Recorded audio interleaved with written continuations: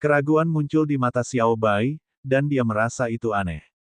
Dia bertanya, tekanan yang besar. Apakah Xiao Bai sangat berat? Liu Ruyue perlahan berjalan mendekat dan tersenyum lembut, bagaimana bisa Xiao Bai menjadi berat? Itu berarti seseorang merasa malu. Xiao Chen tertawa malu. Dia memandang keduanya dan berkata, maaf, aku membuat kalian berdua khawatir. Saat Xiao Chen berkultivasi, dia telah membenamkan dirinya sepenuhnya. Namun, rasa spiritualnya selalu meluas, dia sangat menyadari apa yang terjadi di sekitarnya. Tindakan Liu Ruyue membuat Xiao Chen merasa bersalah. Dia telah membiarkan orang-orang yang peduli padanya melihatnya melakukan sesuatu yang sangat berbahaya. Mereka akan mengkhawatirkannya. Liu Ruyue berkata dengan lembut, tidak perlu merasa tidak nyaman antara Anda dan saya. Ayo kembali dan istirahat dengan benar dulu. Kelompok itu perlahan-lahan berjalan kembali. Sepanjang jalan, Xiao Bai adalah yang paling bersemangat. Dia berbicara tanpa tujuan dan menanyakan beberapa pertanyaan yang membuat mereka tidak yakin apakah harus tertawa atau menangis. Suasananya sangat santai. Tanda hubung tanda hubung tanda hubung tanda hubung tanda hubung tanda hubung. Waktu berlalu dengan cepat. Segera, itu adalah akhir dari bulan. Selama periode ini, Xiao Chen tidak berkultivasi segila sebelumnya. Xiao Chen hanya akan berkultivasi selama setengah hari. Kemudian, dia akan menghabiskan sisa waktunya menemani Liu Ruyue dan Xiao Bai, berjalan-jalan di Pedang Surgawi Pavilion. Setelah tinggal di Pavilion Pedang Surgawi begitu lama, Xiao Chen belum benar-benar berkeliaran di sekitar tempat itu. Mungkin dia tidak memiliki kemewahan untuk melakukannya di masa depan. Jadi, ketika Liu Ruyue menyarankan agar mereka mengunjungi semua tempat, dia langsung menyetujuinya. Menjelang akhir bulan, Paviliun Sabat Surgawi memiliki suasana yang sibuk. Sesekali ahli dari tempat lain datang. Mereka adalah para penggarap independen atau mereka yang berasal dari sekte dan klan yang lebih kecil. Mereka belum menerima undangan dan membawa hadiah yang mengesankan dengan harapan Paviliun Sabat Surgawi akan mengundang mereka. Mereka berharap bisa hadir pada upacara penyambutan dan berupaya meninggalkan kesan pada masyarakat Tanah Suci. Jika sekte atau klan memiliki murid yang sangat baik, mereka akan lebih haus akan undangan ini. Jika Tanah Suci memperhatikan murid-murid mereka, klan atau sekte itu akan menjadi kekuatan kelas 1 atau 2 di negara Qin besar. Secara tradisional, setiap kali Tanah Suci mengambil seseorang, mereka memberikan manfaat besar kepada kekuatan terkait. Mereka akan menerima manual rahasia tingkat tinggi, batu roh, harta karun rahasia, dan senjata roh. Mereka akan menerima banyak dari mereka. Yang paling penting adalah mereka akan mendapat perlindungan dari Tanah Suci. Tidak ada yang berani mencari masalah dengan mereka. Arus orang yang tak ada habisnya mengakibatkan para murid dengan binatang roh terbang di kaki platform pengamatan surga menghasilkan banyak batu roh. Ada begitu banyak urusan sehingga saat mereka kembali dari mengangkut seseorang, lebih banyak lagi yang menunggu mereka. Seorang kultivator normal membutuhkan setidaknya setengah hari untuk berjalan ke platform pengamatan surga, bahkan jika mereka bergegas dengan kecepatan penuh. Bagi orang-orang yang gelisah ini, bagaimana mereka sanggup menghabiskan begitu banyak waktu? Secara alami, mereka semua berjuang untuk mendapatkan kesempatan mengendarai spirit beast terbang. Xiao Chen melihat ke kaki platform pengamatan surga. Dia memperhatikan banyak orang dengan penuh harapan dan berkata dengan sedih, pesona Tanah Suci sungguh luar biasa. Hanya berita kedatangan mereka yang berhasil menggerakkan seluruh negara Qin besar. Liu Ruyue berdiri di samping dan berkata dengan lembut, mereka tidak bisa menahannya. Di mata orang biasa, 3 Tanah Suci itu seperti dewa. Ide ini telah diwariskan selama beberapa 10.000 tahun. Ketakutan dan rasa hormat terhadap mereka tertanam jauh di dalam tulang mereka. Ketika Xiao Chen mendengar ini, dia sedikit mengernyit. Dia bertanya dengan lembut, bagaimana seseorang bisa menaruh harapannya pada dewa di jalur kultivasi. Ayo pergi ke tempat lain. Tidak banyak yang bisa dilihat di sini. Liu Ruyue bisa merasakan ketajaman dan dorongan Xiao Chen dalam kata-katanya. Dia merasa agak heran. Sepertinya Xiao Chen sama sekali tidak peduli dengan Tanah Suci. Kalau begitu, ayo pergi. Kita bisa pergi ke tempat lain untuk melihatnya. Ada tempat bagus di Paviliun Sabar Surgawi yang belum Anda lihat. Liu Ruyue berkata sambil tersenyum tipis. Setelah beberapa saat, Keduanya mencapai puncak sebuah puncak. Puncaknya tingginya lebih dari 10.000 meter.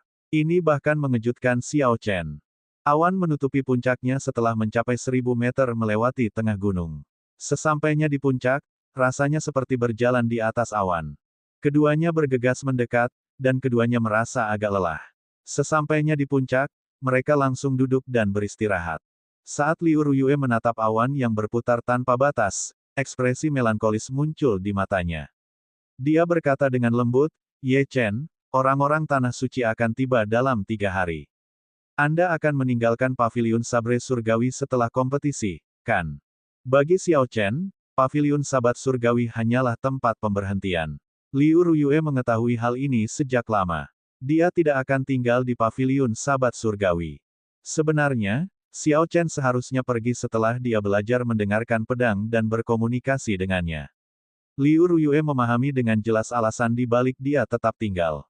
Dia tinggal karena rasa terima kasihnya padanya dan mungkin keengganannya untuk pergi. Ketika Xiao Chen mendengar ini, ekspresinya tidak berubah. Ini adalah masalah yang sudah lama mengganggunya.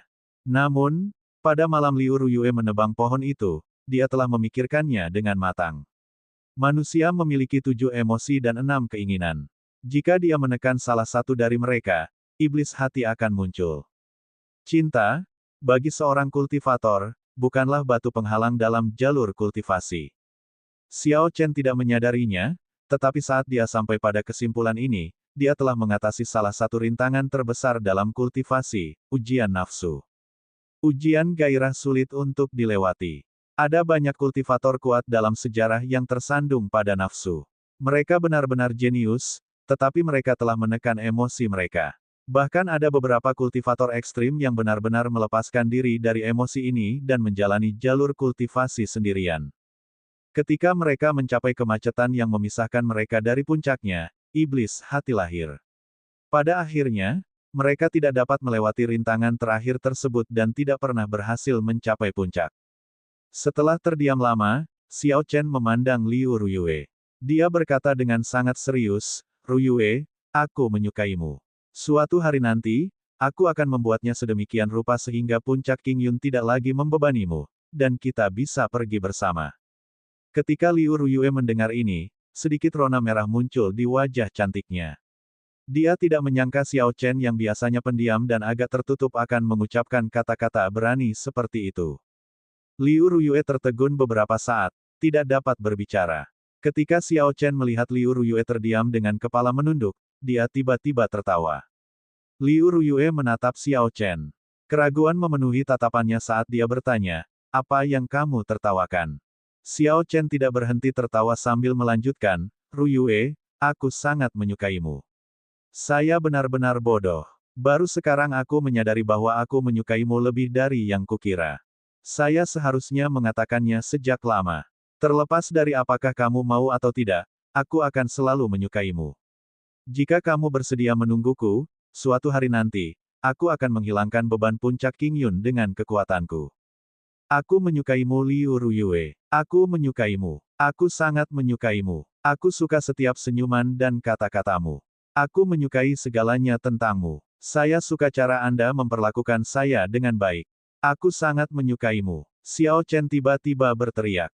Suaranya seperti guntur yang menderu-deru di langit setinggi 10.000 meter, bergema tanpa henti. Kata-kata, "Aku menyukaimu," menyebabkan awan yang tak terbatas berhamburan. Itu bergema di telinga Liu Ruyue. Liu Ruyue tersipu malu dan menutup mulut Xiao Chen dengan tangannya, "Jangan terlalu keras. Aku tahu kamu sudah menyukaiku." Xiao Chen memandang Liu Ruyue yang sedikit berkaca-kaca. Kemudian, dia dengan lembut menarik tangan yang menutupi mulutnya dan memegangnya erat-erat. Liu Ruyue memegang tangan Xiao Chen. Saat dia merasakan kehangatannya, air matanya berubah menjadi tawa dan berkata dengan lembut, "Saya yakin kamu bisa melakukannya. Aku akan menunggumu di puncak Qingyun." Xiao Chen menariknya dengan lembut dan menarik Liu Ruyue ke pelukannya. Tak satu pun dari mereka mengucapkan sepatah kata pun, mereka hanya berpelukan erat. Tanda hubung tanda hubung tanda hubung tanda hubung tanda hubung tanda hubung. 3 hari kemudian, upacara penyambutan akbar akhirnya dimulai. Seluruh paviliun Sabat Surgawi menikmati suasana yang menggembirakan. Semua murid batin bangun pagi-pagi pada hari ini. Hal yang sama berlaku untuk Xiao Chen. Sebelum langit cerah, dia sudah berpakaian dan memulai latihan pedangnya di halaman.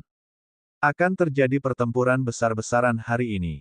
Baik itu Duan Muqing, Mu Chengshui, Xi Feng, Yan Cixi, Hua Yunfei, atau Ji Changkong, mereka semua adalah talenta luar biasa yang namanya akan mengguncang suatu wilayah di negara Qing besar. Meskipun Xiao Chen yakin bisa mengalahkan mereka semua, dia tidak berani terlalu ceroboh. Angin sepoi-sepoi bertiup, dan lampu pedang menyala. Xiao Chen mengeksekusi semua teknik bela dirinya satu kali. Tentu saja, Xiao Chen hanya mengeksekusinya dengan santai dan tidak menggunakan terlalu banyak esens. Kalau tidak, jika dia mengeksekusi mereka semua dengan kekuatan penuh, halaman rumahnya akan berubah menjadi puing-puing. Setelah Xiao Chen selesai berlatih, Liu Ruyue, yang muncul pada waktu yang tidak diketahui, memberikan jubah putih panjang yang terlipat rapi kepada Xiao Chen sambil tersenyum tipis. Ketika Xiao Chen melihat jubah putih di tangan Liu Ruyue, dia bisa merasakan energi aneh dari jubah itu. Dia bertanya dengan curiga, "Ruyue, apa ini?" Liu Ruyue menjelaskan, harta karun rahasia ini adalah salah satu harta paling berharga di puncak Qingyun. Namanya adalah Clear Wind Robes. Saat Anda memakainya, Anda dapat meningkatkan kecepatan Anda sebesar 10% secara menyeluruh. Baik itu kecepatan menghindar, kecepatan menyerang, atau kecepatan lari, semuanya akan meningkat 10%. Yang paling penting adalah mereka tidak mengonsumsi energi apapun. Efeknya akan otomatis aktif setiap saat. Xiao Chen menerima Clear Wind Robes dan mengungkapkan ekspresi gembira. Jika dia hanya mendengar bagian pertama, itu bukan apa-apa, itu hanya peningkatan 10%. Namun, kejadian terakhir mengubah segalanya. Jubah angin jernih pantas menjadi harta paling berharga. Mereka dapat aktif setiap saat tanpa menggunakan energi apapun. Ini seperti peningkatan permanen pada teknik gerakan seorang kultivator. Selanjutnya, jumlah yang meningkat akan meningkat seiring dengan pertumbuhan kecepatan kultivator. Tidak ada batasan atas. Jika dipadukan dengan sepatu windwalk milik Xiao Chen, itu sempurna. Berhentilah menatap mereka. Cepat kenakan dan biasakan dengannya, kata Liu Ruyue sambil mendorong Xiao Chen dengan lembut. Xiao Chen tersenyum dan mengangguk. Dia membawa jubah putih ke kamarnya dan melepas pakaiannya, menggantinya dengan Clear Wind Robes. Setelah Xiao Chen berpakaian lengkap dan mengikat-ikat pinggangnya dengan benar, dia melihat ke cermin. Sosok berjubah putih panjang dengan potongan kain biru diikatkan di dahinya balas menatapnya. Potongan kain itu menyembunyikan tahta merah itu. Ini membuatnya tampak sangat biasa. Yang ada hanya perasaan elegan di atas penampilannya yang biasa. Itu sepenuhnya menutupi niat membunuh Xiao Chen yang bocor. Ini hanyalah perubahan permukaan saja. Yang mengejutkan Xiao Chen adalah perubahan di dalamnya.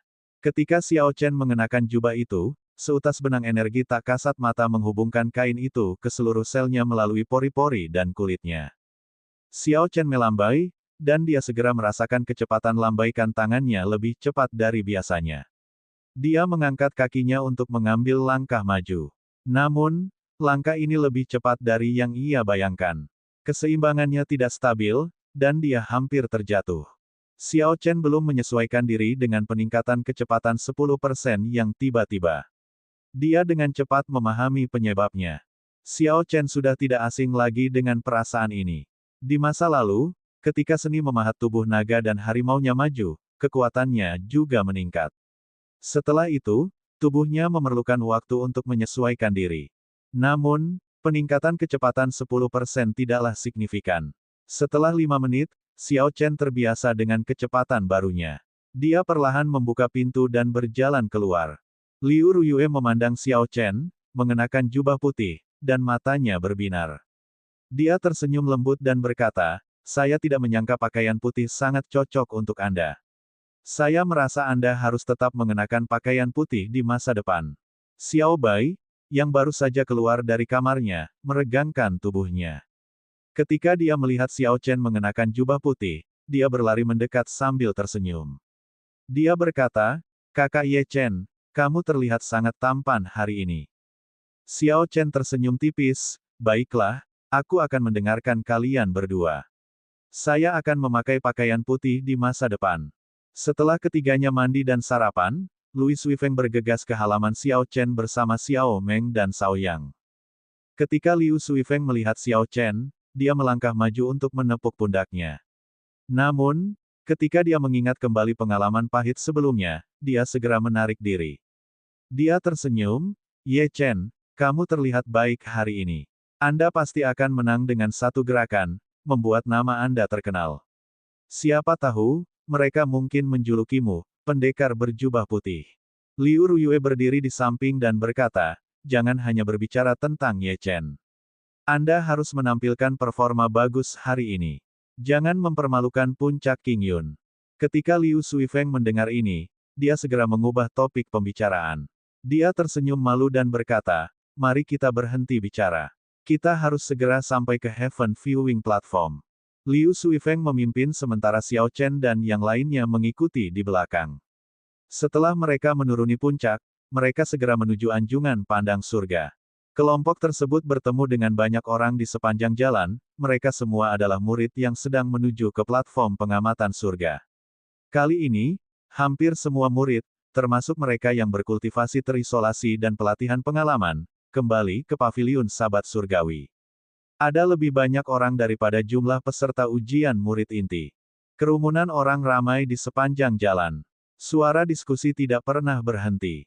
Makhluk roh yang tak terhitung jumlahnya terbang melintasi langit, semuanya menuju ke platform pengamatan surga, mereka hampir menutupi seluruh langit. Selain para murid paviliun Sabat Surgawi, banyak dari binatang buas roh ini berasal dari kekuatan kecil yang diundang. Negara-negara besar akan memiliki kapal perang mereka sendiri. Mereka tidak akan mengendarai spirit beast terbang.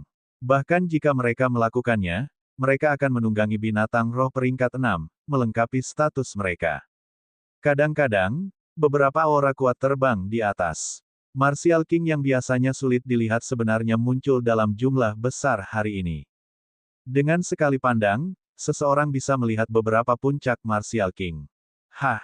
Tiba-tiba, aura yang sangat kuat terbang di atas. Itu adalah seorang lelaki tua berjubah hitam, membawa seorang pemuda dan melintas di udara. Ketika Xiao Chen merasakan aura ini, dia tidak bisa menahan diri untuk tidak meliriknya lagi. Perasaan yang diberikan orang ini padanya seperti pedang yang merobek udara. Cahayanya bersinar di mana-mana, itu tidak dapat dihentikan. Meski tidak disengaja, saat orang itu melepaskan auranya, Xiao Chen merasakan tekanan yang mengerikan. Orang yang baru saja lewat sepertinya adalah Feng Xuanyi. Saya tidak menyangka dia akan datang secara pribadi. Pemuda yang dibawanya mungkin adalah cucunya. Rumor mengatakan bahwa dia memiliki bakat yang luar biasa. Dia mungkin datang untuk mencoba peruntungannya. Daya tarik tanah suci sungguh luar biasa. Saya ingat, di masa lalu, Master Sekte dari Sekte Pedang Berkabut ingin menerima cucunya sebagai murid terakhirnya. Namun, lelaki tua ini menolak tawaran itu. Sudah jelas, bagaimana Sekte Pedang Berkabut bisa dibandingkan dengan Tanah Suci. Bahkan tidak layak untuk disebutkan. Orang-orang di samping Liu Suifeng berdiskusi ketika lelaki tua itu melewati mereka. Ketika Xiao Chen mendengarnya, dia merasa penasaran. Dia bertanya pada Liu Suifeng, "Siapakah Feng Xuanyi ini? Dia sepertinya cukup terkenal." Liu Suifeng menjelaskan, orang itu adalah pendekar pedang terkenal di negara Qin besar. Dia sudah menjadi raja bela diri, meskipun usianya baru 70. Menurut rumor yang beredar, ada kemungkinan dia akan segera menjadi Sword Sage. Namun, ia independen dan tidak berada di bawah kendali kekuasaan apapun. Pantas saja orang itu bisa membuat Xiao Chen merasakan begitu banyak tekanan. Jadi, dia adalah Raja Bela Diri Pedang. Tanah Suci memang memiliki reputasi yang luar biasa. Bahkan seorang kultivator yang bisa menjadi pedang sage tidak bisa menahan godaan. Saat mereka melanjutkan, mereka melihat pakar puncak lainnya seperti Feng Xuanyi. Bahkan ada lebih banyak lagi Raja Bela Diri setengah langkah. Xiao Chen melihat beberapa lusin. Seperti yang dikatakan Liu Suifeng, semua ahli dari negara Qin besar hadir. Di kaki Heaven Viewing Platform, mustahil menemukan binatang roh terbang untuk diangkut. Terlalu banyak orang. Saat para murid dengan binatang roh terbang mendarat, kerumunan besar segera mengepung mereka. Ketika Liu Suifeng melihat semua ini, dia menghela nafas dan berkata, sepertinya kita hanya bisa berjalan ke atas. Dengan kecepatan kami, jika kami terburu-buru, kami bisa tiba dalam 4 jam. Liu Ruyue berkomentar, tidak perlu bersusah payah. Xiao Chen dan aku masing-masing dapat membawa 2 orang. Meskipun lebih lambat daripada terbang dengan kecepatan penuh, ini jauh lebih cepat daripada berjalan kaki. Itu ide yang bagus, Xiao Chen dapat menggendong Liu Suifeng dan Cao Yang, dan Liu Ruyue dapat menggendong Xiao Meng dan Xiao Bai. Mereka bisa terbang bersama. Setelah 1 jam, keenamnya perlahan mendarat di Heaven Viewing Platform. Jumlah orangnya bahkan lebih banyak daripada yang ada di kaki platform pengamatan surga. Kerumunan hampir memisahkan keenamnya.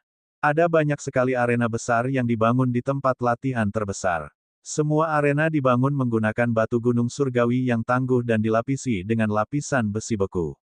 Ini adalah pengeluaran yang sangat besar, menggunakan Frost Iron untuk melapisi arena.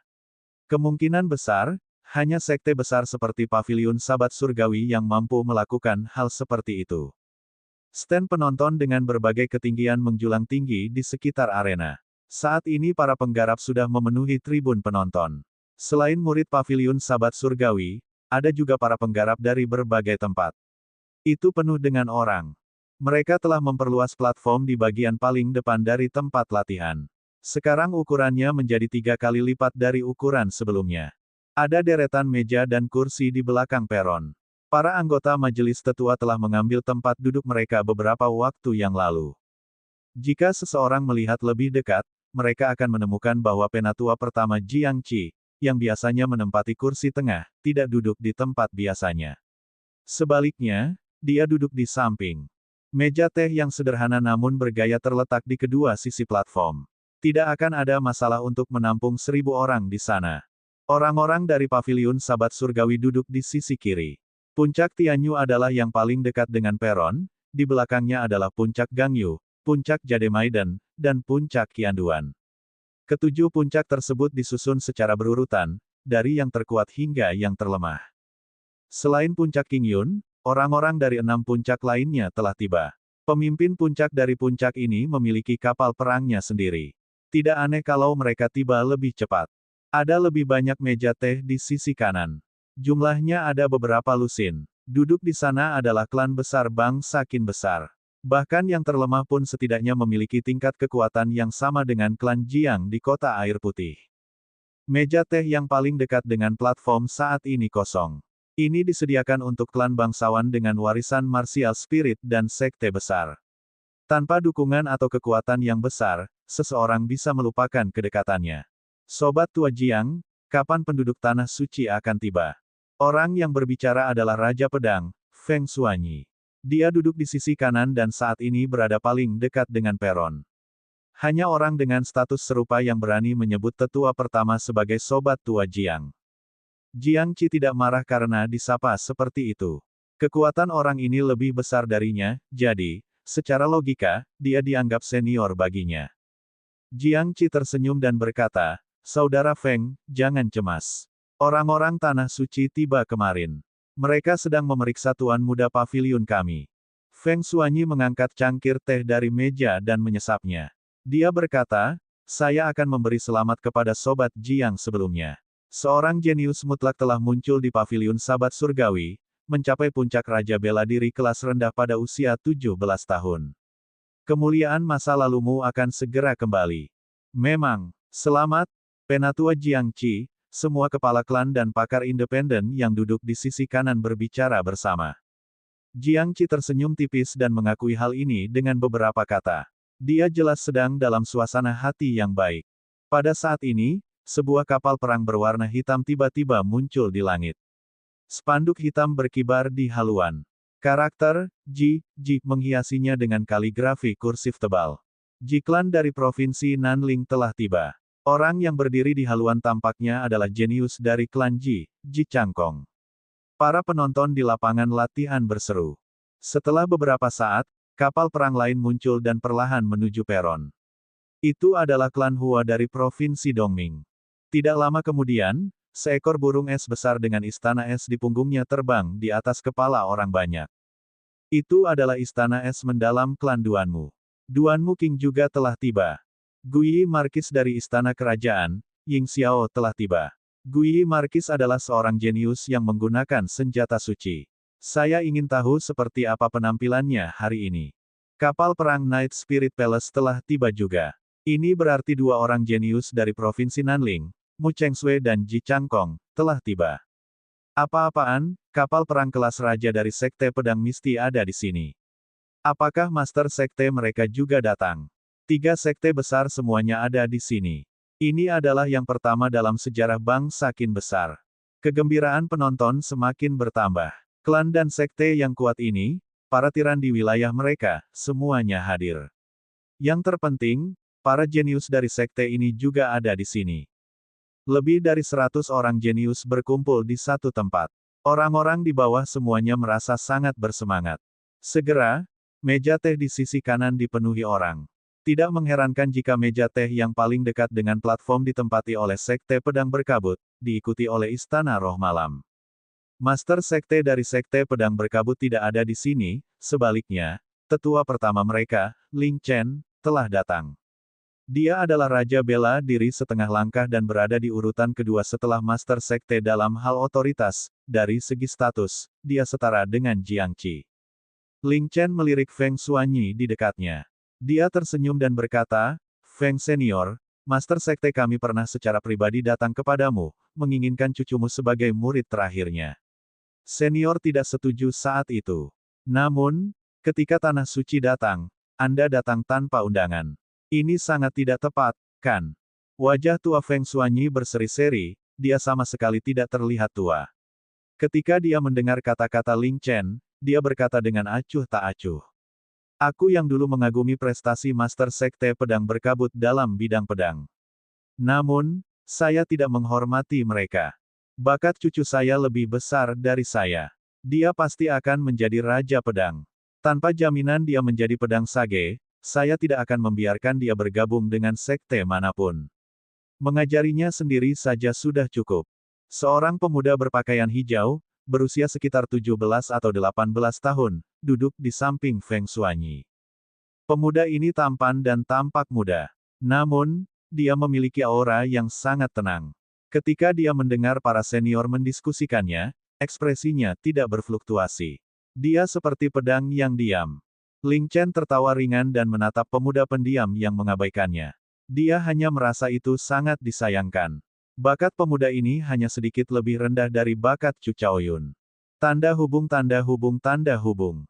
Di meja teh sedikit di belakang, tatapan dingin dan tanpa ekspresi Duanmu King mengamati meja teh di paviliun pedang surgawi seolah dia sedang mencari seseorang. Saat Ji Changkong melihat tatapan Duanmu King, dia tertawa pelan dan berkata, Nona Duanmu, apakah kamu mencari seseorang? Duanmu King mengalihkan pandangannya dan berkata dengan acuh tak acuh, bukankah kamu seharusnya lebih jelas tentang siapa yang aku cari? Hua Yunfei, yang duduk di samping, ikut mengobrol, orang itu belum datang. Terakhir kali kami bertemu dengannya, dia tidak mengungkapkan gerakannya. Mungkin kita bisa memverifikasi identitasnya kali ini. Pada tahun lalu, klan ini memiliki banyak murid luar yang meninggal, dipenggal. Jelas sekali bahwa kepala mereka telah dibawa ke Flying Snow Manor untuk menebus hadiah. Kematian murid luar ini tidak merusak klan ini secara signifikan. Namun, hal tersebut mengakibatkan jatuhnya kredibilitas klan tersebut.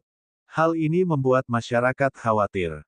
Terlebih lagi, pada tahun lalu, beberapa klan bangsawan bahkan tidak berhasil menemukan jejak Xiao Chen. Hal ini membuat mereka tampak seperti lelucon bagi seluruh dunia. Duanmu King berkata dengan cemberut, apakah ada yang punya pertanyaan mengenai perjanjian yang kita buat sebelum tiba? Jejak niat membunuh muncul di mata Hua Yunfei. Dia berkata dengan kejam, tenang, orang ini telah membunuh beberapa tetua klan saya. Jika kami memverifikasi identitasnya, saya, Hua Yunfei, akan menjadi orang pertama yang bergerak.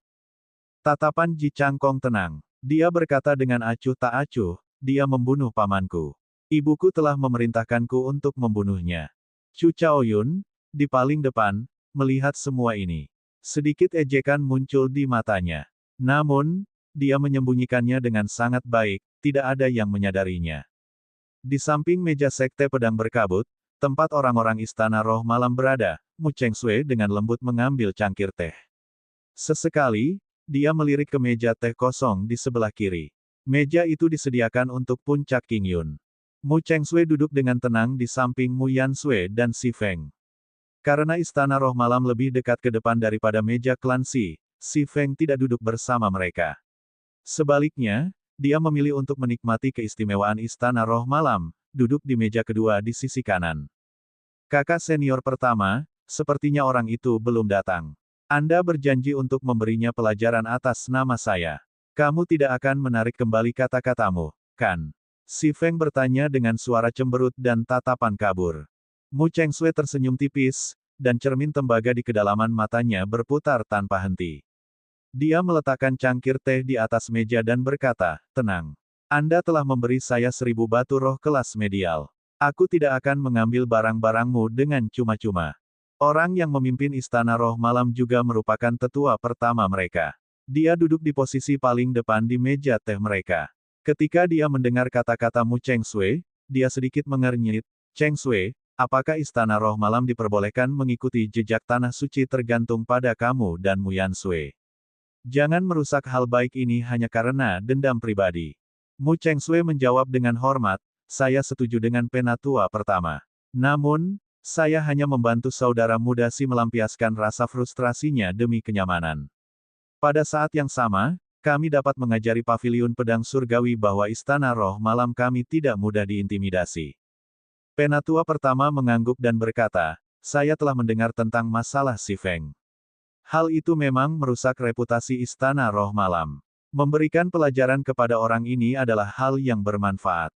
Di jalan platform pengamatan surga, Xiao Chen bergerak melewati kerumunan dengan tekad. Dia tidak tahu bahwa, bahkan sebelum dia tiba, banyak orang telah melukiskan sasaran di punggungnya. Liu Ruyue melihat ke kerumunan yang penuh sesak dan berkata, Ye Chen, ada terlalu banyak orang di sini. Kita akan membuang terlalu banyak waktu jika terus begini. Mari bekerja sama untuk mencari jalan keluarnya. Xiao Chen sudah berniat melakukannya. Kerumunan yang padat ini mulai membuat dia gelisah. Pasangan ini melepaskan energinya dan membentuknya menjadi bentuk kerucut. Kemudian, mereka menggabungkan energi ganas mereka, dan sebuah lorong lebar muncul di tengah kerumunan. Mereka mengabaikan kutukan itu dan dengan cepat maju. Dalam sekejap, kecepatan mereka meningkat beberapa kali lipat. Liu Suifeng tersenyum dan berkata, kita seharusnya melakukan itu sejak lama. Setelah Ye Chen dan saya berjuang untuk puncak King Yun dan mendapatkan hasil yang baik, kita harus meminta majelis tetua untuk kapal perang terbang. Di masa depan, kita tidak perlu melalui semua masalah ini. 10 menit kemudian, kelompok beranggotakan 6 orang itu akhirnya tiba di luar gerbang tempat latihan. Liu Ruyue menunjukkan tanda identitas emasnya, dan para murid yang menjaga gerbang segera membawa keenamnya ke jalan rahasia. Terlebih lagi, sepertinya murid tersebut tidak membawa mereka ke tribun penonton seperti orang lain. Jalan keluar dari jalan rahasia menuju ke bagian belakang peron. Murid itu berkata dengan hormat, Bibi bela diri Liu, kamu harus segera turun, para tetua sudah lama menunggu kedatanganmu. Setelah Liu Ruyue mengucapkan terima kasih kepada muridnya, dia memimpin kelima orang itu menuju tangga peron. Sebelum mereka naik ke peron, Xiao Chen segera merasakan aura yang kuat. Selain itu, ada beberapa aura familiar yang dia kenali. Setelah mereka menaiki tangga yang panjang, rombongan akhirnya sampai di peron. Xiao Chen merasakan tatapan penuh dengan niat berbahaya diarahkan padanya. Xiao Chen fokus, mempertahankan ketenangannya dan mengabaikan tatapan ini. Ruyue terlambat. Tetua pertama, mohon maafkan saya, kata Liu Ruyue sambil menangkupkan tangannya untuk menghormati Jiang Qi. Jiang Qi tersenyum dan berkata, kamu belum terlambat. Penduduk tanah suci belum tiba. Anda harus duduk. Saya sepenuhnya mengantisipasi penampilan Ye Chen. Kelompok itu mengambil tempat duduk mereka, dan para pelayan segera membawakan buah-buahan dan mengisi cangkir teh mereka. Xiao Chen melihat niat membunuh muncul di mata Master Puncak Biyun Peak, Song Ke. Song Ke memberi Xiao Chen pandangan penuh makna sebelum menarik pandangannya. Sekarang bukan waktunya untuk berurusan dengan orang ini. Sebelum saya mendapatkan dukungan para tetua, membunuh orang ini hanya akan menyinggung seluruh paviliun pedang surgawi. Ketika punggung Song Ke menghadap Xiao Chen, rasanya seperti seseorang menyodoknya dengan pedang tajam, itu sangat menyakitkan. Pasti niat membunuh bocah itu. Itu telah menjadi sangat mengerikan, pikir Song Ke sambil mengepalkan tangannya yang tersisa, kebencian memenuhi hatinya. Ketika Xiao Chen berjalan ke peron, pemuda tampan di samping Feng Xuanyi sedikit mengernyit. Pandangan tajam muncul di tatapannya yang tenang.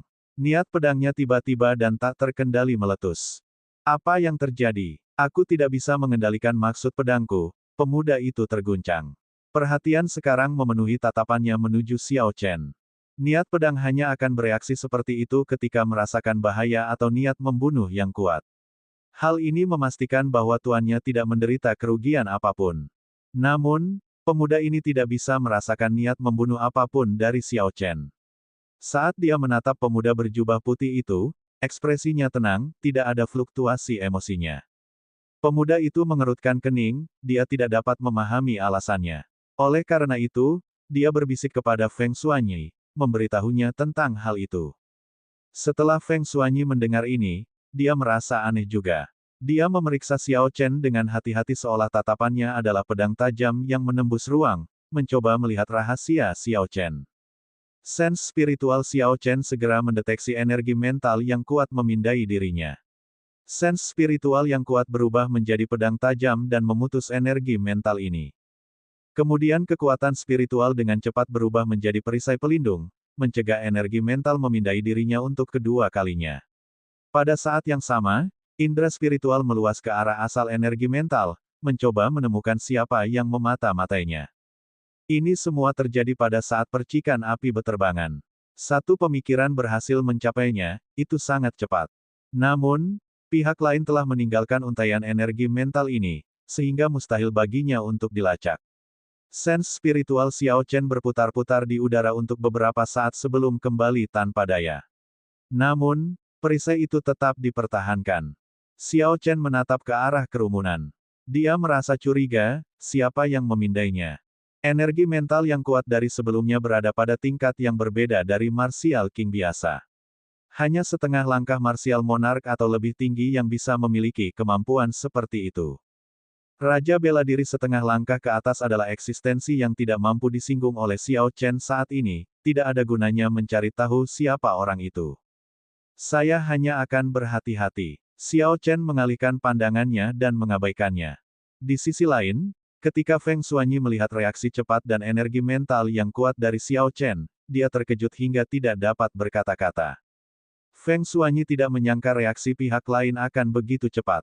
Namun, dia tahu mengapa SWOT intent cucunya meletus tak terkendali. Feng Chen, berhati-hatilah jika menghadapinya. Orang ini menyembunyikan pembantaian yang kuat. Kehendak pedangmu telah mencapai kesempurnaan kecil. Ia merasa terancam olehnya, itu sebabnya secara otomatis melindungimu. Feng Xuanyi menjelaskan kepada Feng Chen semua yang dia saksikan secara detail. Awalnya, dia berencana untuk mengamati lebih lama. Namun, reaksi Xiao Chen terlalu cepat. Terlebih lagi, energi mentalnya sangat cepat. Satu-satunya hasil dari hal ini adalah penemuan Feng Xuanyi tentang keadaan pembantaian.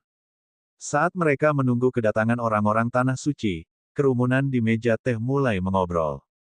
Lagi pula, jarang sekali ada begitu banyak orang jenius yang berkumpul seperti ini.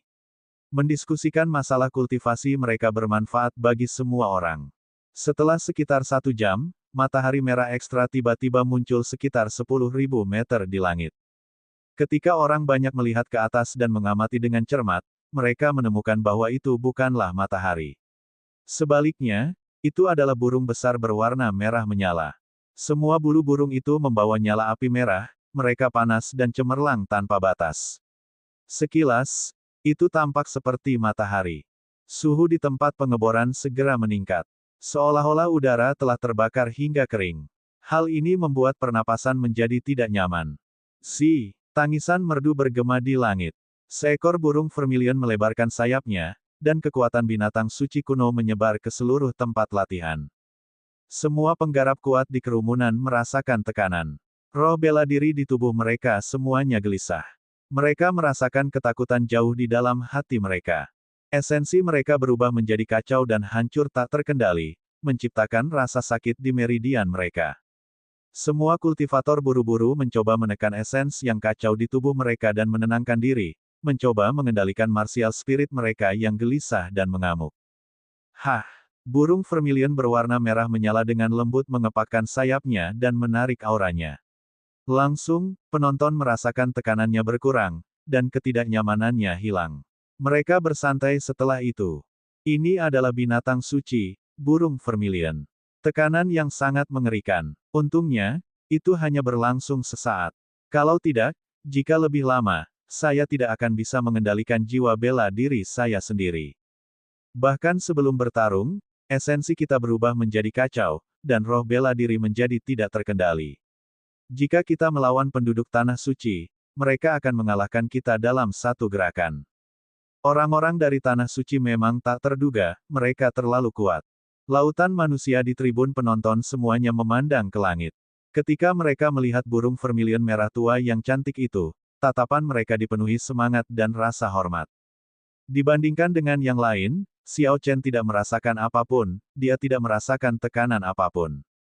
Song Ke telah menghancurkan semangat bela diri Xiao Chen, dan ia bersembunyi di dalam 300 titik akupuntur anehnya, hanya pusaran Qi yang tersisa. Oleh karena itu, ekspresinya tenang. Ketika Xiao Chen melihat ke arah vermilion bird yang berwarna merah menyala, sudut bibirnya melengkung, menunjukkan sedikit ejekan. Ini menarik. Saat mereka muncul, mereka menggunakan aura binatang suci untuk menakut-nakuti semua orang, memberitahu semua orang bahwa mereka adalah karakter utama dalam acara ini. Kini, ia berputar-putar di udara, menolak untuk turun. Apakah mereka begitu menikmati perhatiannya? Ledakan. 5 menit kemudian, vermilion bird yang berputar-putar berubah menjadi seberkas cahaya merah menyala dan melaju menuju peron. Itu mendarat dalam waktu singkat. 5 orang yang mengenakan jubah panjang berwarna merah muncul di hadapan semua orang. Burung vermilion emas disulam pada jubah yang menutupi seluruh tubuh mereka. Ada 1 lelaki tua dan 4 orang berpenampilan muda, 2 lelaki dan 2 perempuan. Laki-lakinya sangat tampan, dan perempuan-perempuannya cantik. Mereka enak dipandang. Mereka tidak memancarkan aura apapun. Energi dari keturunan 10.000 meter meresap dengan sempurna ke dalam tanah, menghilang ke dalam gunung. Hal ini menunjukkan kontrol kuat partai tersebut. Xiao Chen cukup terkesan dengan ini. Jika itu dia tidak bisa melakukannya dengan mudah. Tetua pertama, Jiang Qi, buru-buru berdiri, rasa hormat memenuhi wajahnya. Dia memandang lelaki tua itu dengan penuh antisipasi dan bertanya, "Penatua Yan, bagaimana bakat tuan muda paviliun kita?" Orang tua bermarga Yan tersenyum tipis dan berkata, "Bakat bawaan yang luar biasa. Dia bisa berkultivasi di Phoenix Passion Palace selama 3 tahun. Jika kemampuan pemahamannya tinggi, ada kemungkinan dia bisa menjadi murid inti Istana Gairah Phoenix."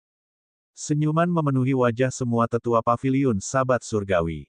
Bahkan Jiang Qi yang biasanya tenang pun memasang ekspresi sangat bersemangat. "Terima kasih banyak, Penatua Yan." Jiang Qi menangkupkan tangannya dan mengucapkan terima kasih. "Salam untuk Penatua Yan." Semua kepala klan dan tetua di antara kerumunan di peron dengan cepat berdiri dan menyambut tetua Istana Gairah Phoenix. Penatua Yan mengangkat tangannya dan mempertahankan senyumnya. Sepertinya dia orangnya sangat santai, tapi kesombongan yang sulit dilacak muncul di matanya. Semuanya tidak perlu berdiri di atas upacara. Saya hanyalah seorang tetua sekte luar dari Phoenix Passion Palace. Silahkan duduk. Ketika semua orang kembali ke tempat duduk mereka, mereka menemukan bahwa pria dari Tanah Suci itu lebih santai dari yang mereka duga. Pendapat mereka tentang Tanah Suci membaik. Namun, mata Xiao Chen sangat tajam, dia melihat jejak arogansi di mata tetua Yan. Terlebih lagi, arogansi para pemuda di belakangnya semakin terlihat jelas. Penatua Yan dari Istana Gairah Phoenix perlahan-lahan duduk. Kemudian, dia berkata dengan lembut, "Tujuan kunjungan kami hari ini adalah untuk membantu Paviliun Pedang Surgawi mengatasi bahaya tersembunyi dari retakan spasial. Pada saat yang sama, saya juga ingin melihat apakah ada orang jenius yang bisa saya rekrut di negara Qin besar. Oleh karena itu, saya dengan lancang meminta Penatua Jiang untuk membantu saya mengumpulkan semua orang." Feng Xuanyi bertanya, Penatuaian, apa kriteria pemilihan tanah suci? Maukah Anda menjelaskannya kepada kami? Penatuaian menjawab, ini hampir sama dengan harapan semua orang. Akan ada kompetisi. Ini akan memungkinkan kita untuk menyaksikan kehebatan tempur para kultivator. Setelah itu, kami akan memeriksa bakat bawaan mereka.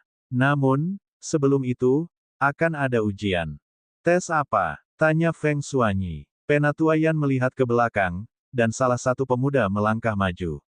Nama murid ini adalah Luo Li. Dia adalah salah satu dari 100 murid sekte luar di Phoenix Passion Palace milikku.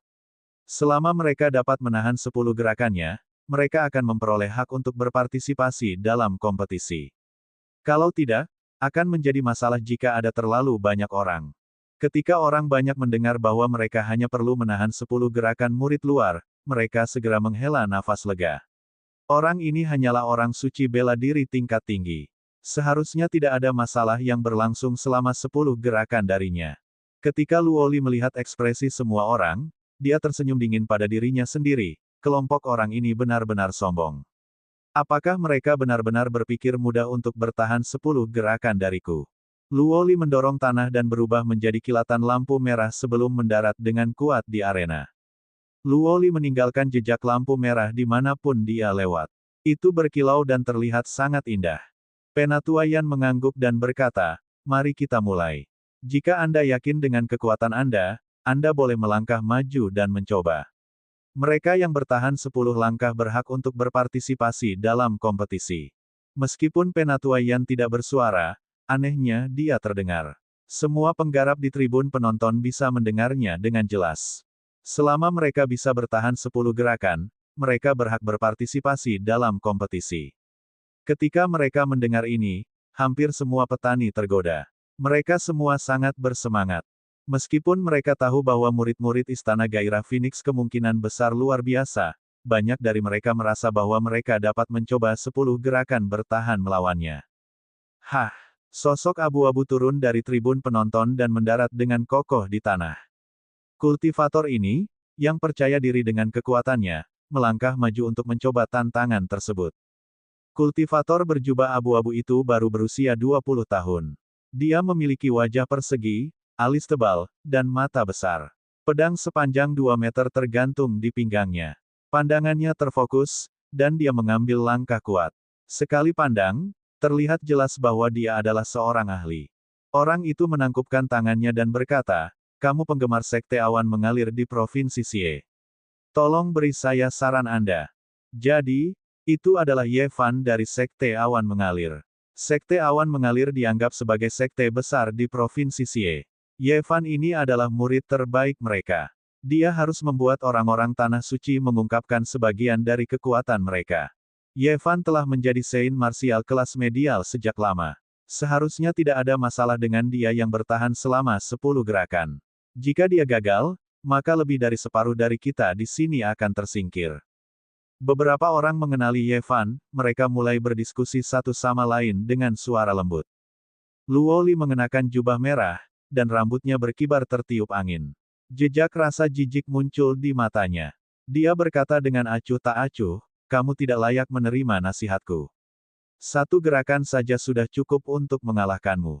Sombong sekali. Mari kita lihat seberapa mampu orang-orang di Tanah Suci.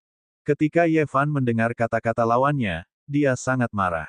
Dia meletakkan tangan kanannya di gagang pedangnya dan dengan cepat menghunuskannya.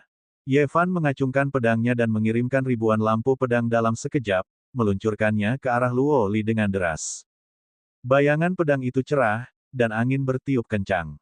Setiap helai cahaya pedang mengandung jejak ki dingin. Dengan ribuan lampu pedang, ada ribuan helai ki dingin. Suhu di arena langsung turun drastis. Ki dingin meresap ke permukaan arena, melapisinya dengan lapisan es. Ini adalah bayangan pedang es dari Sekte Awan Mengalir. Ini adalah puncak teknik bela diri peringkat bumi. Tanpa diduga, Ye Fan ini telah mengembangkannya hingga kesempurnaan kecil. Dia bisa mengirimkan ribuan lampu pedang dalam sekejap. Cold Ki menutupi lampu pedang ini, langkah ini tidak mudah untuk dipatahkan. Salah satu tetua dari Misty Sword Sect di platform berkomentar. Sekte pedang berkabut negara Qin besar adalah ahli pedang. Wawasan mereka tentang pedang jauh lebih tinggi daripada orang biasa. Semua orang setuju dengan penilaian orang tua itu. Satu-satunya raja pedang yang duduk di sana, Feng Yuanyi, juga merasa bahwa jurus pedang ini tidak mudah dipatahkan. Meskipun Ye Fan belum memahami keadaan es, berdasarkan es yang menutupi tanah, jelas bahwa dia hampir mencapainya. Ketika Penatua Yan dari Istana Gairah Phoenix melihat ini, dia hanya tersenyum, dia tidak khawatir sama sekali. Penatua Yan berpikir dalam hati, jika Luoli tidak dapat menghentikan langkah ini, mengapa saya repot-repot mengirimnya, untuk mempermalukan dirinya sendiri. Saat Luoli menyaksikan bayangan pedang es yang memenuhi udara terbang ke arahnya, sudut mulutnya melengkung. Dia mengungkapkan ekspresi ejekan dan berkata, kamu bahkan belum memahami keadaan es, namun kamu berani mencoba untuk pamer di sini. Lelehkan untukku. Setelah Luoli berbicara, nyala api merah muncul dari kakinya. Nyala api membubung dari bawah kakinya dan berputar ke sekeliling tubuhnya. Akhirnya, ia berubah menjadi burung vermilion berwarna merah menyala. Zizi. Gelombang panas yang tak terlihat mengelilingi Luoli. Es di tanah berubah menjadi uap dalam sekejap. Setelah beberapa saat, Ichi Sword Shadow yang terbang ke arahnya perlahan meleleh di udara. Ketika mereka berada 10 meter dari Luoli, ki dingin pada lampu pedang menguap menjadi uap. Ketika ki dingin menghilang, Ichi Sword Shadow benar-benar pecah. Semua lampu pedang otomatis menghilang. Semua orang di kerumunan itu tercengang, mulut mereka ternganga. Mereka tidak menyangka ribuan lampu pedang akan pecah dengan mudah. Kerumunan orang tahu bahwa Ichi Sword Shadow tidak akan melukai Luoli. Namun, mereka tidak mengira kalau itu akan pecah bahkan sebelum dia bergerak. Feng Xuanyi tercerahkan, dan dia bergumam, seorang kultivator yang belum memahami keadaan dan seorang kultivator yang memahami keadaan api hingga kesempurnaan luar biasa. Selain itu, dia mendapat dukungan dari binatang suci kuno. Mereka berada pada level yang sangat berbeda. Uap memenuhi arena, menyembunyikan Luoli dalam kabut. Huci, sosok berwarna merah menyala membubung keluar dari uap dan ke langit. Dia kemudian berubah menjadi seberkas cahaya dan menuju Ye Fan. Sebelum Luoli mendekat, dia melancarkan serangan telapak tangan. Angin dari serangan telapak tangannya menerpa udara, membuatnya menderu-deru dan berubah menjadi badai yang dahsyat. Dia melepaskan api ke dalam badai ini. Dalam sekejap, serangan telapak tangan Luoli menciptakan badai besar yang berkobar. Badai yang menyala-nyala itu bergerak dengan aneh, itu tampak seperti siluet burung vermilion. Serangan telapak tangan ini mungkin terlihat sederhana, namun penuh dengan misteri yang mendalam. Ketika Ye Fan melihat ke langit, ke arah badai yang menyala-nyala, ekspresinya berubah. Dia meletakkan dua jari di bagian bawah bilah pedang dan menggesernya ke atas dengan cepat. Saat jari-jarinya meluncur ke atas, cahaya pada pedang itu semakin terang. Saat jari-jarinya bergerak melewati ujung pedang, cahaya pedang menjadi cemerlang tanpa batas. Cahaya pedang itu panjangnya 33 meter dan tampak luas dan perkasa. Sepertinya itu bisa menyebarkan badai yang berkobar di langit. Tiba-tiba, Luoli, yang berada di langit, mengeluarkan teriakan perang, dan roh bela diri burung vermilion di dantiannya segera mengeluarkan teriakan merdu. Untaian kekuatan suci ditembakkan ke arah Ye Fan. Kekuatan suci sangat luas dan perkasa, jiwa bela diri Ye Fan tidak bisa menahan diri untuk tidak gemetar. Esensinya segera menjadi tidak stabil. Cahaya pedang yang tajam menunjukkan tanda-tanda memudar. Cahaya pedang yang tajam menghilang setelah beberapa saat. Aku sudah selesai, pikir Ye Fan ngeri. Dia memucat, merasa seperti sedang tenggelam ke dalam jurang yang dalam. Bang! Badai api yang memenuhi langit menghancurkan cahaya pedang Ye Fan yang sekarang redup. Energi mengerikan menghantam Ye Fan tanpa menahannya. Ye Fan memuntahkan seteguk darah. Dia terlempar tinggi ke udara. Kulitnya hangus hitam. Tepat pada saat ini, sesosok tubuh bergegas keluar dari badai yang menyala-nyala dan dengan keras memukul dada Ye Fan dengan telapak tangannya. Ye Fan menderita luka lebih lanjut. Dia memuntahkan seteguk darah lagi dan jatuh keluar arena. Badai api yang tak terbatas tersebar, dan hanya Luoli yang tidak terluka yang tersisa, berdiri tegak dan bangga. Sudah kubilang aku akan mengalahkanmu dalam satu gerakan, berikutnya. Suara arogan Luoli bergema di seluruh tempat latihan. Matahari bersinar di langit. Tempat latihan yang awalnya ramai menjadi sunyi senyap, tidak ada satu orang pun yang berbicara. Ketika kerumunan melihat Ye Fan yang terluka parah dan tidak sadarkan diri dibawa pergi oleh sekelompok tetua, mereka semua merasa takut. Bagaimana pertukaran gerakan itu? Xiao Chen sedikit mengernyit, orang ini terlalu kejam. Sekalipun badai yang berkobar tidak dapat dihentikan setelah diluncurkan, serangan telapak tangan terakhir sama sekali tidak pantas dilakukan. Namun, orang ini tetap bergerak. Jelas dia ingin memukulinya sampai dia setengah mati, tanpa menunjukkan belas kasihan. Setelah kerumunan terdiam beberapa saat, seseorang datang untuk menerima tantangan tersebut. Akan selalu ada seseorang yang percaya diri. Bagi mereka, 10 gerakan yang bertahan lama tidak terlihat sulit. Begitu mereka menyelesaikan ujian, ada kemungkinan untuk bergabung dengan Tanah Suci. Saat itu, mereka bahkan mungkin menjadi sekuat Luoli. Orang yang turun sedikit lebih kuat dari Ye Fan. Dia telah memahami keadaan angin menuju kesempurnaan kecil. Dia berhasil melakukan 9 gerakan terakhir dengan susah payah. Dia hanya terluka ringan dan telah menghabiskan esensnya dalam jumlah besar.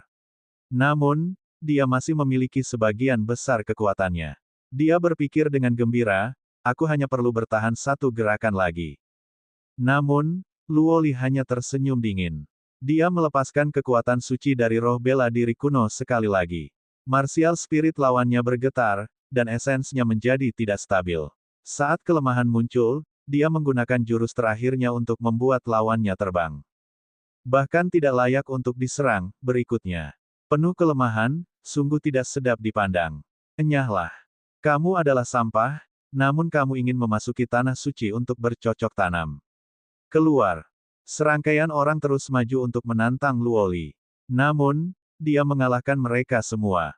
Beberapa berhasil bertahan selama 5 langkah sebelum kalah. Beberapa orang bertahan selama 9 gerakan dengan susah payah. Namun, pada gerakan terakhir, Luoli melepaskan kekuatan suci dari roh bela diri burung vermilion. Ketika Luoli menggunakan kekuatan suci dari roh bela diri, hal itu menyebabkan roh bela diri lawannya bergetar, dan esensi mereka menjadi tidak stabil. Hal ini mengakibatkan jurus lawannya patah. Beberapa lusin orang terjatuh seperti ini. Sejumlah besar merupakan talenta luar biasa di daerahnya. Kekuatan mereka dianggap mengerikan. Namun, tidak ada yang bisa bertahan selama 10 gerakan melawan Luoli. Selain itu, orang-orang yang menerima tantangan ini terluka parah, itu adalah pemandangan yang tragis. Ketika Luoli bergerak, dia tidak menunjukkan belas kasihan. Saat Feng Xuanyi memperhatikannya, dia tidak tahan lagi. Dia berkata kepada Penatuaian, "Penatuaian, ujian ini tampaknya agak terlalu sulit. Karena ini hanya sebuah ujian, bisakah Holy Might tidak digunakan, menguji mereka hanya berdasarkan kekuatan mereka?" Yang lain berpikiran sama dengan apa yang disuarakan Feng Xuanyi. Tanpa menggunakan kekuatan suci, dari orang-orang yang menantang Luoli sebelumnya, setidaknya 10 gerakan akan bertahan. Namun, begitu Luoli menggunakan kekuatan suci burung vermilion, dia tak tertandingi dalam alam budidaya yang sama, dia praktis tidak terkalahkan. Bahkan Raja Bela Diri kelas rendah, yang tingkat kultivasinya lebih tinggi darinya, sepertinya bukan tandingannya. Penatuaian tersenyum tipis dan berkata, "Semuanya, kekuatan suci sebenarnya adalah bagian paling penting dari ujian ini. Jika mereka tidak dapat menahan kekuatan suci, apa gunanya menerima mereka ke dalam sekte?" Selain itu, garis keturunan burung vermilion Luoli bukan dari garis keturunan langsung. Garis keturunannya sangat tipis, dia bukan siapa-siapa dalam sekte kita. Ketika Penatuaian mengatakan itu, orang banyak tidak dapat menemukan alasan untuk membantahnya. Mereka hanya bisa menahan keluhan mereka di dalam hati. Hanya dia yang berhak menentukan pilihan tanah suci, bagaimana mereka bisa berdebat dengannya. Saat mereka berbicara, serangan telapak tangan Luoli menghancurkan organ dalam murid lainnya. Darah keluar dari mulutnya saat dia terjatuh keluar dari arena. Itu adalah pemandangan yang tragis, dia berada dalam kondisi yang sangat menyedihkan. Ketika diperhatikan dengan cermat, orang ini adalah peringkat ke-9 dalam daftar awan angin paviliun penyelamat surgawi, Li Yuze. Dia bahkan tidak bertahan sampai langkah ke-10 Luoli. Kekuatan masyarakat Tanah Suci memang mengerikan. Bahkan peringkat ke-9 dari daftar awan angin paviliun sahabat surgawi, Li Yuze, tidak bertahan dalam 10 gerakan. Banyak penggarap di tribun penonton mengenali Liu Ze. Mereka semua kaget. Luo Li memandang orang ini dengan acuh tak acuh dan tersenyum dingin. Dia berkata, kekuatan seperti itu berada di peringkat 9 teratas di Paviliun Sabat Surgawi. Peringkat Paviliun Sabat Surgawi tidak berarti apa-apa jika sampah semacam itu berada di peringkatnya. Ketika banyak murid Paviliun Sabat Surgawi mendengar ini, wajah mereka memerah. Mereka merasa terhina dan sangat marah. Mereka semua ingin melompat turun dan memberi pelajaran pada orang ini. Namun, ketika mereka memikirkan kekuatannya, mereka merasa tidak berdaya. Jika kakak senior Murong tidak pergi, orang ini tidak akan sombong. Menggunakan kekuatan suci hanyalah penindasan, kata banyak murid Paviliun Sabat Surgawi dengan marah. Ketika Jiang Qi, yang berada di peron, mendengar kata-kata Luo Li, ekspresinya berubah, itu berubah menjadi agak tidak sedap dipandang. Penatua Yan tersenyum dan berkata, Penatua Jiang Qi, jangan pedulikan dia. Para pemuda sering pamer seperti itu. Ketika Jiang Qi melihat Penatua Yan berpihak pada kata-kata Luo Li, dia tertawa malu dan menunjukkan bahwa tidak ada kerugian yang terjadi. Lalu, dia memandang Xiao Chen. Setelah berpikir sejenak, dia berkata, Ye Chen, pergi dan bertukar gerakan dengan murid brilian dari tanah suci ini. Cukup 10 gerakan terakhir dan itu sudah cukup. 10 gerakan terakhir. Baiklah kalau begitu, Xiao Chen memandang Luo Li yang memperhatikannya dengan mata mengejek. Ye Chen, hati-hati, kata Liu Ruyue cemas sambil memegang tangan Xiao Chen di bawah meja teh. Xiao Chen menoleh dan menatap Liu Ruyue. Wajahnya yang lembut dan biasa tidak mengandung rasa takut. Dia tersenyum lembut dan berkata, tidak apa-apa. Dia bukan tandinganku, saya bisa mengalahkannya dalam 3 gerakan. Huci. Xiao Chen perlahan berdiri dan mendorong dari tanah. Dia berubah menjadi seberkas cahaya ungu dan langsung mendarat di arena. Itu Ye Chen. Ye Chen telah melangkah maju. Tanpa Murongcong, Ye Chen bisa membela kita. Memang, bagaimana kita bisa melupakan Ye Chen? Ye Chen mengalahkan Murongcong, dia pasti bisa bertahan 10 gerakan. Ye Chen, jangan mengecewakan kami. Ketika murid-murid Paviliun Sabat Surgawi melihat Xiao Chen berjubah putih mendarat di arena, perasaan tidak berdaya mereka lenyap, dan mereka semua menjadi bersemangat. Mereka semua tidak kehilangan harapan dan berteriak kegirangan. Liu Ze, yang berada di bawah peron, menjadi bersemangat saat melihat Xiao Chen muncul. Dia adalah Ye Chen. Saya sering mendengar namanya di provinsi Xie akhir-akhir ini. Dia membunuh binatang jahat itu di Sungai Naga Hitam. Pada saat itu, Ye Chen tidak hanya membunuh paus tuna hitam, tetapi dia juga membunuh seorang ahli generasi senior, Yue Mingshan, yang mengejarnya untuk membunuhnya. Sebelumnya, saya pernah mendengar tentang seorang pemuda bernama Ye Chen. Dia berkeliling dan membunuh banyak spirit beast peringkat tinggi. Sepertinya inilah orang itu. Kini, nama Ye Chen sudah tidak asing lagi seperti dulu.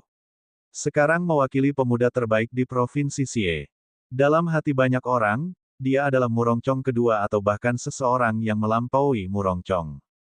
Xiao Chen tetap tenang, dia mengabaikan suara orang banyak di sekitarnya. Dia tidak terkejut dengan ketenarannya.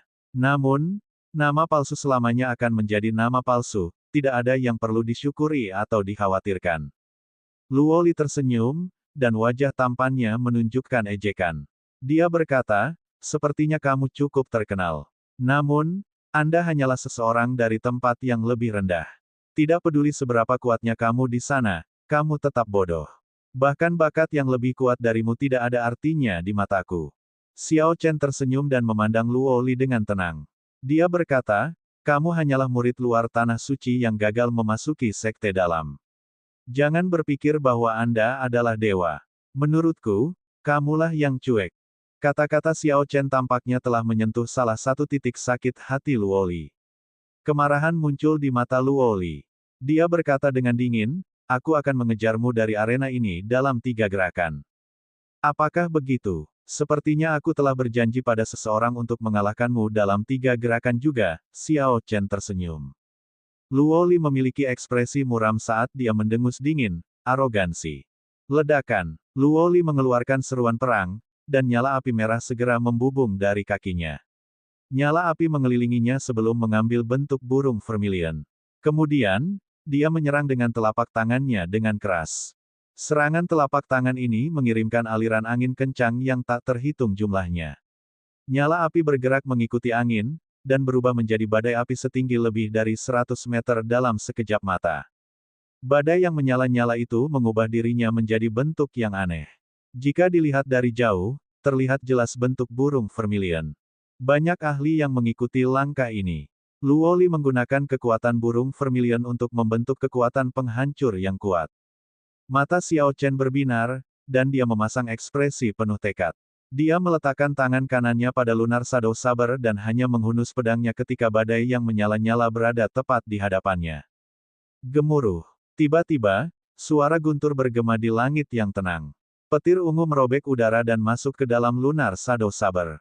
Pedang seputih salju segera berkedip dengan cahaya ungu. Xiao Chen berlari ke depan dan menebas. Pedang itu menembus kepala Vermilion Bird. Xiao Chen bermaksud menetralisir gerakan ini dengan satu serangan. Pedang tajam ini mengandung guntur yang paling murni. Tidak ada yang tidak bisa ditembus oleh pedang ini. Puci, semua orang di tempat latihan sepertinya telah mendengar pekikan burung vermilion di benak mereka. Badai yang berkobar ini pecah. Angin dan api yang berserakan bertiup ke samping, menghantam pagar di sekitar arena, hanya menyisakan 4 pilar yang hangus. Kak bisa. Setelah itu, keempat pilar tersebut hancur. Mereka telah terbakar seluruhnya dari dalam keluar. Ini menunjukkan betapa kejamnya kekuatan api ini. Bagus. Kerumunan itu berteriak ketika mereka melihat Xiao Chen dengan mudah mematahkan teknik bela diri yang sangat dibanggakan Luoli. Ketika Luoli melihat lawannya mematahkan teknik bela diri yang sangat dia banggakan dengan begitu mudah dan tegas, ekspresinya sedikit berubah. Luoli mendorong dari tanah dan melayang ke udara. Gambar burung vermilion yang mengepakkan sayapnya muncul di belakangnya. Saat burung vermilion mengepakkan sayapnya, aura Luoli meningkat dengan cepat. Segera, dia mencapai puncaknya, dan kondisi api mencapai batasnya.